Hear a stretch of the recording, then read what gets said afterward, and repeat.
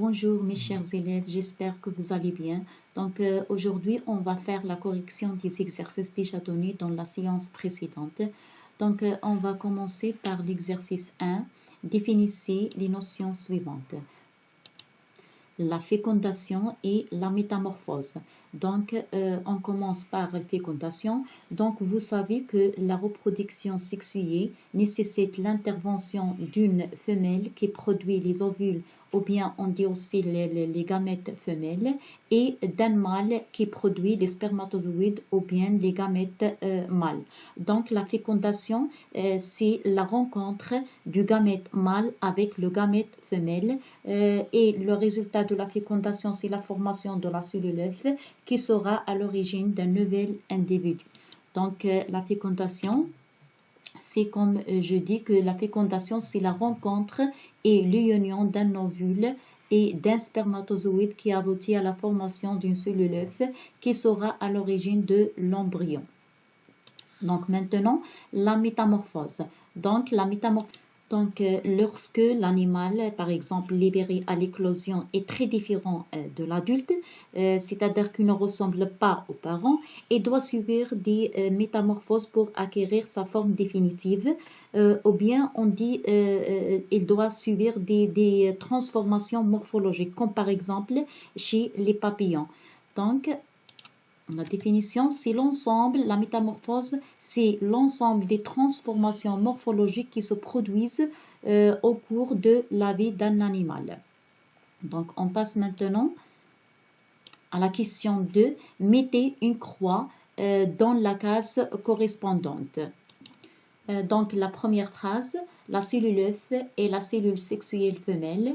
La phrase est fausse. Comme je l'ai déjà dit, que la cellule œuf est la cellule résultante de la fécondation.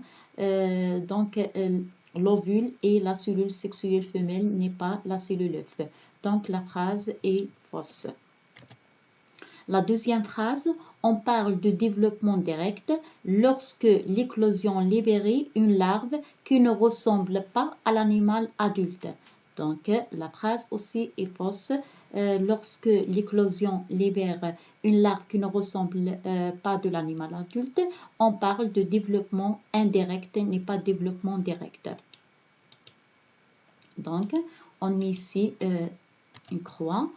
La troisième phrase, chez les ovipares, l'embryon se développe dans l'utérus. La phrase fausse, chez les ovipares, l'embryon se développe dans l'œuf, n'est pas dans l'utérus. La phrase aussi est fausse. Les animaux vivipares possèdent un développement indirect. C'est fausse. Les animaux vivipares possèdent un développement direct, n'est pas développement indirect. Maintenant, on passe à la question 3. Le document ci-joint montre les étapes de fécondation. Vous voyez ici les étapes de la fécondation. A, classer ces étapes en ordre chronologique. La première étape, c'est D. Après A, B et C. Regardez ici. D, A, B et C. B identifie chaque étape de fécondation. On commence par la première étape, c'est D.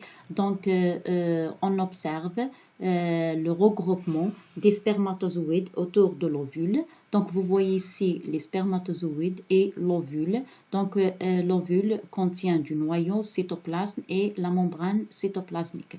La première étape, le regroupement des spermatozoïdes autour de l'ovule. La deuxième étape, c'est A. Qu'est-ce que vous voyez ici? On voit la pénétration d'un seul spermatozoïde dans ses ovules ou bien dans le cytoplasme de l'ovule. La troisième étape, c'est B. On observe, comme vous voyez ici, le rapprochement des noyaux du gamète mâle et du gamète femelle. Et la dernière étape, c'est C, fusion de deux noyaux ici. La fusion de deux noyaux et l'apparition, regardez ici l'apparition de la membrane de fécondation autour de la cellule œuf. Donc, dans ce cas, on parle de la cellule œuf. Donc, les réponses. Donc, A, comme vous voyez ici, attraction des gamètes mâles par le gamète femelle, c'est-à-dire le regroupement des gamètes mâles autour du gamète femelle. 2, la deuxième étape, pénétration d'un gamète mâle dans le cytoplasme de l'ovule. Regardez ici. 3, le rapprochement des noyaux du gamète mâle et du gamète femelle, comme vous voyez ici. 4, fusion des deux noyaux et l'apparition de la membrane de fécondation autour de la cellule œuf. Donc, regardez ici la fusion des deux noyaux et l'apparition de la membrane de la fécondation. 4. Le schéma ci-dessous représente une coupe longitudinale d'une fleur. Donc, comme vous voyez ici, le document représente les différentes parties d'une fleur. Donc, la fleur est l'organe reproducteur des plantes à fleurs. Donc, il comporte des organes mâles. Ce sont les étamines, comme vous voyez ici, les étamines. Et chaque étamine est formée par une antère et un filet. Et aussi, on trouve des organes femelles, c'est le pistil. Regardez ici le pistil. Et le pistil est constitué d'un stigmate. Donc, on a ici stigmate, un style et l'ovaire. Donc, l'ovaire où on trouve les ovules. Donc, en plus des organes reproducteurs, on trouve ici le pédoncule qui porte la fleur. Et on trouve aussi des feuilles vertes. Ce sont les sépales et on trouve les feuilles colorées. Ce sont les pétales. Donc, A, la question A, légender ce schéma. Donc, on a un, c'est, vous voyez ici, le pétale. On a 2 stigmates. On a ici 3 filets. Donc, regardez ici, le filet, c'est l'organe mâle.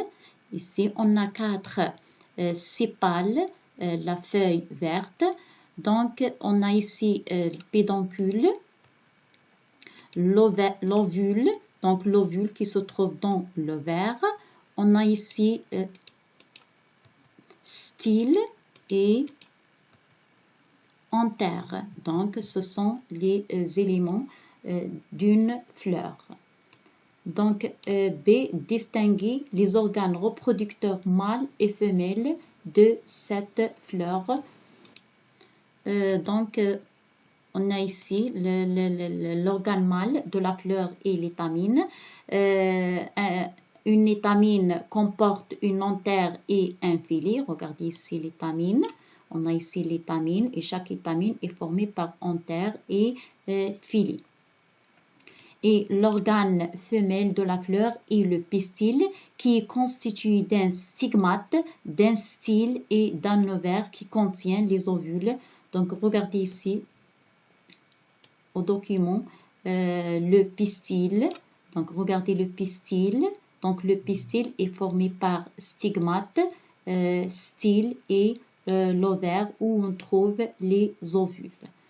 Ça y est, donc préciser le rôle des éléments 1 et 4. 1 et 4, c'est-à-dire sépales et pétales. Donc, sépales et pétales protègent les organes reproducteurs de la fleur. Donc, les sépales et les pétales protègent les organes reproducteurs de la fleur. Donc, ce sont des pièces productrices. Donc, maintenant, on passe à un raisonnement scientifique et communication écrite et graphique. Donc, le document ci-dessous représente les principales étapes du cycle de développement de la grenouille. Donc, vous voyez ici les différentes étapes de développement de la grenouille. Donc, la question, en vous basant sur le document et sur vos connaissances, déterminez le type de fécondation chez la grenouille en justifiant votre réponse, c'est-à-dire le type de développement, donc l'heure ou bien au cours de l'accouplement, la femelle rejette les ovules, comme vous voyez ici, dans le milieu externe, c'est-à-dire dans l'eau, et le mâle libère aussi les spermatozoïdes. Donc, la rencontre des gamètes femelles et mâles se déroule dans l'eau. Dans ce cas, on parle de la fécondation externe, n'est pas interne. Donc, la réponse. Donc, au cours de l'accouplement, la femelle rejette les ovules ou bien les gamètes femelles dans le milieu extérieur, c'est-à-dire le milieu aquatique, dans l'eau, et le mâle les arrose de son sperme qui contient les spermatozoïdes, c'est-à-dire les gamètes mâles. Donc, la rencontre des gamètes se déroule dans l'eau, en dehors du corps de la femelle. Donc, dans ce cas, on parle de la fécondation externe chez la grenouille. Donc, le type de la fécondation chez la grenouille est externe. La deuxième question, montrer que la grenouille est ovipare. Donc, d'après le document, regardez ici, d'après le document, on voit que l'embryon se développe à l'intérieur de l'œuf, comme vous voyez ici. Donc, ça montre que la grenouille est un animal ovipare. Donc, la femelle pond des œufs et l'embryon se développe à l'intérieur de l'œuf et ça montre que la grenouille est un organisme ovipare. On passe maintenant à la troisième question. Déduisez le type de développement chez la grenouille, justifiez votre réponse. Donc les œufs éclosent dans l'eau, regardez ici, les œufs éclosent dans l'eau, donnent des têtards qui ne ressemblent pas aux grenouilles adultes. Regardez, ne ressemblent pas aux grenouilles adultes. Donc, le têtard est totalement adapté à la vie aquatique. Elle respire par les branchies. Il se développe ou bien il se déplace avec une nageoire. Il est herbivore dans les premières semaines. Mais durant la croissance, le têtard se métamorphose en une grenouille qui est un animal terrestre, carnivore, se déplace par, comme vous voyez ici, par quatre pattes et respire par les poumons. Donc c'est pourquoi on dit que le développement chez les grenouilles est indirect. Donc la réponse. Les têtards et la grenouille adulte sont différents sur le plan de la morphologie, de mode de respiration, de déplacement et de nutrition. Il s'agit d'un développement indirect. Donc 5. Représenter schématiquement le cycle de développement de la grenouille. Le cycle de développement correspond à l'ensemble des étapes de développement d'un être vivant. Donc, regardez ici, on commence par...